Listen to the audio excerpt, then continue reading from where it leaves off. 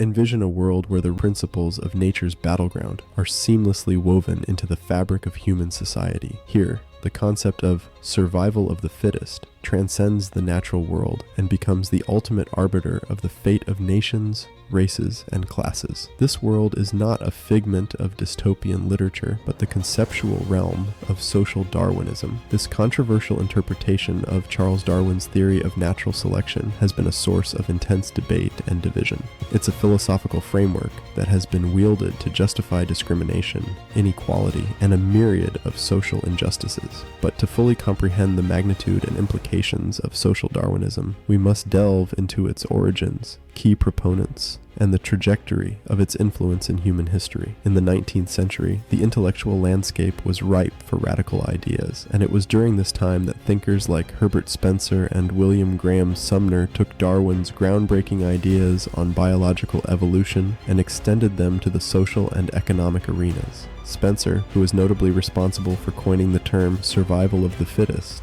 posited that human society is a mirror of the natural world, governed by the same rule where only the strongest entities survive and flourish.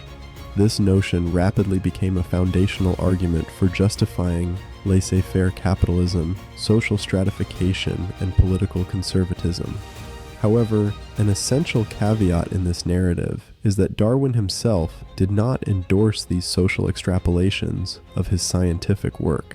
In fact, it's widely believed that he would have been opposed to many of the assertions and applications put forth by proponents of social Darwinism. The distillation of Darwin's complex scientific theories into the simplistic principle of survival of the fittest has catalyzed some of the darkest chapters in human history. The legacy of social Darwinism is marred by its association with eugenics, racial segregation, social inequality, and even the justifications for imperialism and colonialism. Under the guise of this Darwinian view, entire races, social classes, and nations have been branded as inherently superior or inferior. This has rationalized extreme disparities in wealth and status for some, while consigning others to poverty, marginalization, or in the most extreme cases, orchestrated extinction. As we journey through the 21st century, the shadows of social Darwinism still loom large over modern politics and economic policies.